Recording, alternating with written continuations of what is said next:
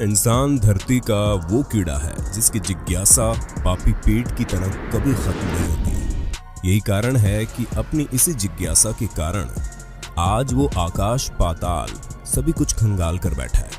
लेकिन national ocean service के अनुसार इंसान केवल 5% ही समुद्र को एक्सप्लोर कर पाया है। बचे हुए 95% में समुद्र क्या छुपाए बैठा है, इसी को जानने की जिज्ञासा में गोताखोर कुछ न कुछ गहरे समुद्र में खोजते ही रहते हैं और उन्हें बहुत हद तक सफलता भी मिली है।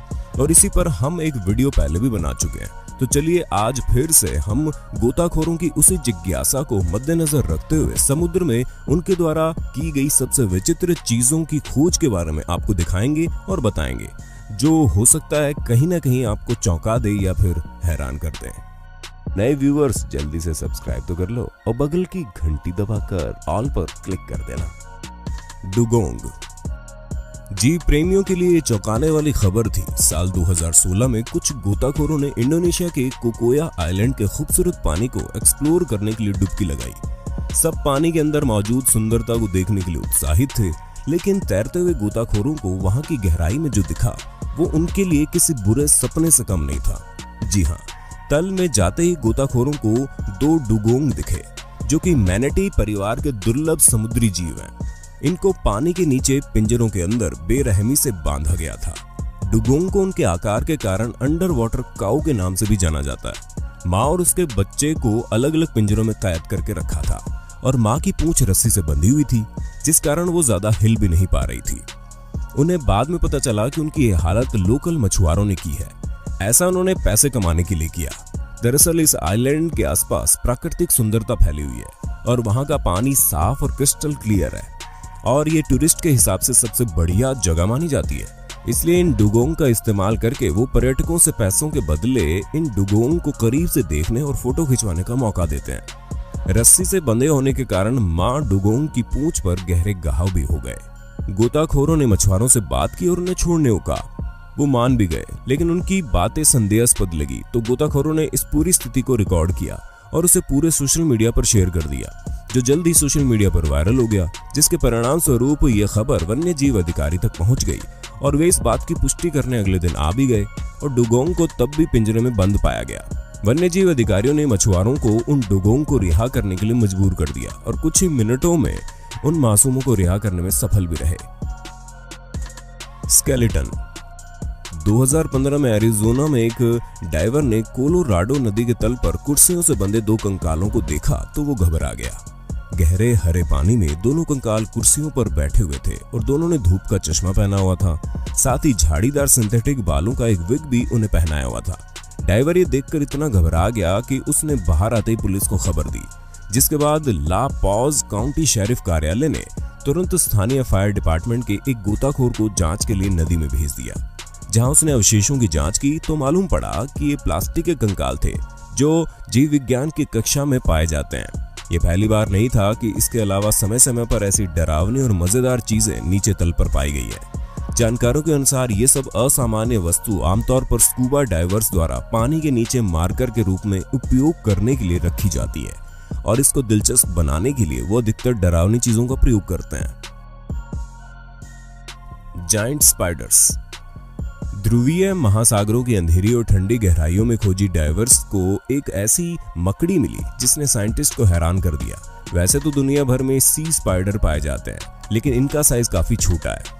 लेकिन अंटार्कटिका में पाए जाने वाले स्पाइडर बाकी सी स्पाइडर की तुलना में बहुत विशालकाय है। ये 25 से 50 सेंटीमीटर तक होते हैं। इस फिनोमेना को पोलर जाइजेंटिज्म कहते हैं। इस ध्रुवीय एरिया में पाए जाने वाले जीव अपनी दूसरी प्रजाति की तुलना में काफी विशालकाय होते हैं।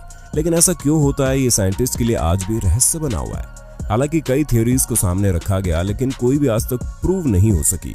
जिसमें एक थ्योरी मोंटाना विश्वविद्यालय के अनुसार ये थी कि ठंडे पानी में डिसॉल्व ऑक्सीजन की मात्रा ज्यादा होती है, जिसके कारण इनका शरीर विशालकाय हो जाता है। इसको आजमाने के लिए अंटार्कटिका की मोटी बर्फ में ड्रिल करके नीचे मौजूद सी स्पाइडर्स को पकड़ के अलग तापमान और ऑक्सीजन लेवल वाले पानी में रखकर भी देखा गया और उनकी थ्योरी सच साबित हुई, लेकिन इसे आज तक साइंटिफिकली साबित नहीं किया जा सका। अंटार्कटिक सी स्पाइडर्स के पास फेफड़े या गलफड़े नहीं होते। ये अपने शरीर पर मौजूद पोर्स से ऑक्सीजन लेते हैं। मानव खोपड़ी हालांकि डूबे जहाज, प्राचीन कलाकृतियां उनका गहराई में मिलना तो दिलचस्प है ही, लेकिन गोताखोर कई बार कुछ खौफनाक चीज भी ढूंढ लेते हैं। समय समय पर गोताखोरों को कभी कंकाल, कभी हड्डियां और यहाँ तक कि मानव खोपड़ी मिलती रही है। लेकिन 2007 में मैक्सिको के तट से दूर गहराई में डूबी एक गुफा में गोताखोरों को एक खोपड़ी मिली, जिसे अब मैक्सिको की लैब में ले जाया गया। तो पता चला वो 13,000 साल पहले की किसी लड़की की खोपड़ी है, जो नॉर्थ अमेरिका में मानव विकास की पहली कड़ी हो सकती है। यानी इससे ये जाना जा सकता है कि अमेरिका में इंसान कहां से आए। ये अमेरिका में मिलने वाली सबसे पुरानी खोपड़ी थी, जो बिल्कुल सही स्थिति में मिली। ये गुफा पहले पानी के ऊपर रही होगी। इस खोपड़ी के बाद वहां अन्य हड्डियों की भी खोज की गई, जो विज्ञान के लिए काफी कारगर साबित हुई, क्योंकि इसमें विशाल स्लोथ, सेबर टूथ कैट्स सहित 28 आइस एज के समय के जीवों की हड्डियां भी मिली। हेलो दोस्तों, आपको पता है कि स्टॉक्स मार्केट में क्यों तेजी से बदलाव आ रहे हैं? अगर नहीं तो जल्दी से हेलो एप्लीकेशन से अपडेट करें अपने डे टू डे इंफॉर्मेशन को। सिर्फ आपको हेलो ट्रेंड्स पर जाकर क्लिक करना है और जितनी भी ट्रेंडिंग न्यूज है, जैसे कि शेयर मार्केट, बॉलीवुड और भी काफी सारे आर्टिकल आपको मिल जाएंगे। तो वेट मत करो, जल्दी से डाउनलोड कर लो हेलो एप्लीकेशन और अपडेट रखें अपने आप को डे टू डे इंफॉर्मेशन के साथ। लिंक डिस्क्रिप्शन में मिल जाएगा। योनागुनी के पिरामिड का नाम जहन में आते ही इजिप्ट के पिरामिड याद आते हैं, जिसमें पुराने समय में मम्मी रखी जाती थी।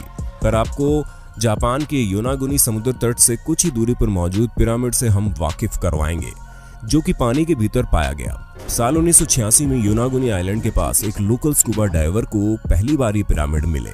ये पिरामिड बड़े बड़े चट्टानों के गठन से बने हैं, जो कि पानी में रहने के बाद भी बेहद मजबूत है।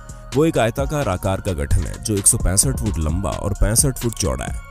इसका शीर्ष समुद्र तल से लगभग 5 मीटर नीचे है, जिसमें बहुत महीन रेत और मिट्टी के पत्थर हैं। एक ही पत्थर से बने इस पिरामिड को लेकर जानकारों में मतभेद है। कोई इसे मानव निर्मित कहता है तो कोई प्रकृति द्वारा निर्मित बताता है। अतीत में इसके बारे में बहुत सारे तर्क दिए गए, जैसे कि ये चट्टान पिरामिड इतने प्राकृतिक ढंग से बनी हुई है कि संभवतः बदलते इतिहास के साथ साथ इसे भी संशोधित किया गया हो।